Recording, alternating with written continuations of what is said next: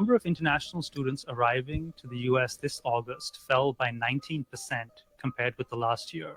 That's the largest decline on record outside of the pandemic. So my colleague and I built this chart that shows what that decline looks like. Every single circle represents one country. So the circles that are higher up, those are countries where more students came to the US this August compared with the past year. And the circles that are lower down are countries where fewer students came to the US this August compared with the last year.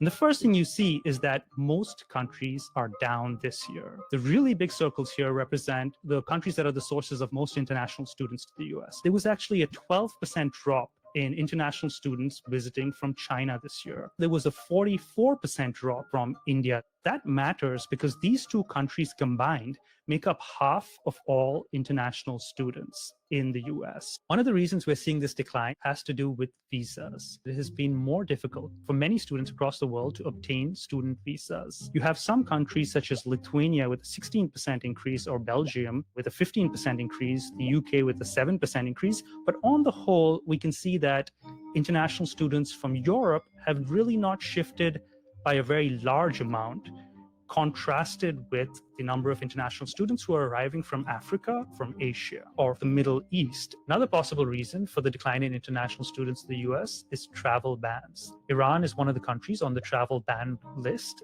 You'll see that the number of visitors has dropped by 86%. That's the largest drop for any country in this particular data set. On top of this, there's a lot of increased uncertainty with the Trump administration's approach to immigration. The colleges that are the most dependent on international students may begin to see a financial hit. It also includes large flagship state colleges where international students tend to pay higher tuition than domestic students, and in many cases subsidize the tuition for domestic students. The majority of all international students in the US are graduate students, that is, master's or doctorate students, and over 80% of these students are studying STEM. Many experts say that a sustained drop in the number of international students, as well as in work visas, could eventually diminish American competitiveness in science and engineering.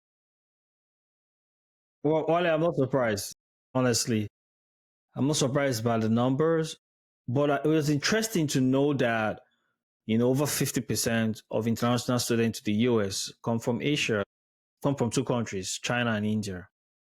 Also, they have the most population, so I can understand to a large extent. I know that downtown Baltimore, where we have a lot of universities and higher learning centers, I tend to see a lot of people from you know um, China, India, in Johns Hopkins, University of Maryland, Coppin State University, Towson State University. All of these universities are in Maryland. And I've noticed it, and I think I've had the privilege of having a conversation with one or two of them. But I didn't know that that demographic representing over 50% of international students that come to the US. But Yes. we are not surprised, right? We understand the current administration, things that they've been doing. While we know that these things will impact, international students.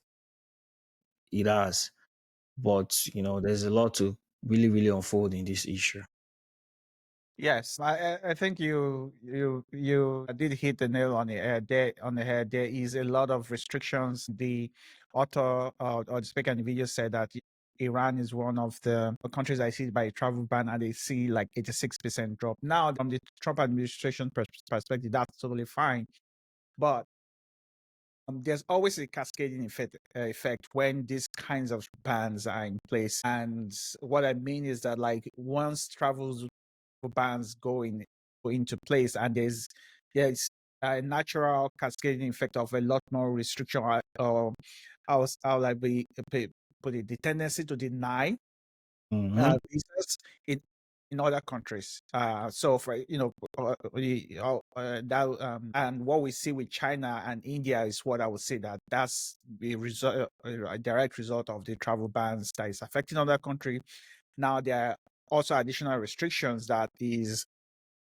I think one of the restrictions is that now they're reviewing social media, which means that things are going to be delayed a lot more. I don't even know what else that they're even adding to the equation that they're going to be reducing. So far, I haven't seen any so evidence of ideology for, especially if, any sort of negative American ideology as a whole for people coming from India or China. So, but they are still affected, even whether they like it or not, by this travel ban. So, I personally, this is one of those things that I believe is going to negatively affect the United States, because if the United States, if we don't put something in place quickly to be able to address bottlenecks and actually get students that we want to come to the United States to come. Obviously, those students are going to go to other countries. The most obvious example is just Elon Musk. Imagine if Elon Musk had moved to either Canada or Russia or Australia or New Zealand, and that's where he's actually being the richest person in the world, be building rockets and so on. Although you might argue that the market might be difficult for him to be able to, might be the market environment over there might be a little bit more difficult for him, but they are extremely wealthy people all over the world.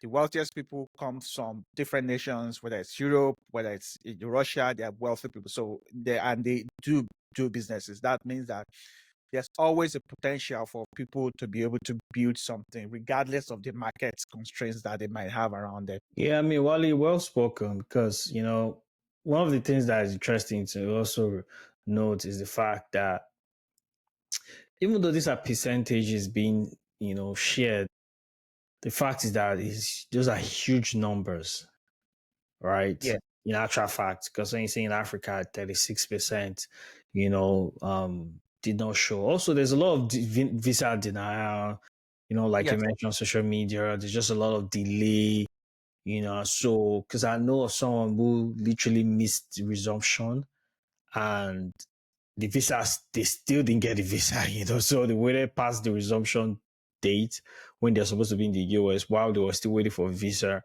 And at the end of the day, the visa got denied. And so it is a fact, that people are not getting the visas to be able to come study in the US. And also with all the ICE raid, with all the things that have been happening, I don't think the environment seems conducive as the best option for international students as well, because many will consider, long term. I'm sure I'm not saying for everybody. I think there's a good percentage of students who would desire to continue to learn and expand their knowledge while they reside here in the US post study. Also, one of the interesting information from that video is, Wally, that a huge percentage of the people, international students, are actually masters and PhD, students. So it's not even the first degree students that come in the US. It's mostly, so already that means they already have foundational knowledge of whatever, probably for whatever course they are studying. They are coming in as to become experts. Do you get what I'm saying? And so you're right when you talked about Elon Musk, because people who come in here to do master's, PhD are actually becoming experts in whichever field they're studying, and that becomes of value to America. And I know the Trump himself has said they want to keep, that's the kind of immigrants they want in America. And I know he said that several times in in videos. We cannot deny that, but implementation is yet to be seen about that. But the president has said that several times, that they want students who come here, there should be a pathway for them to be able to stay, contribute to the economy, contribute to social and economic development, and which makes sense, which any reasonable person would support for quality contribution like that. Nevertheless, we're yet to see the reality and the impact of those words. But yeah, I mean, that's just it for me, Wale.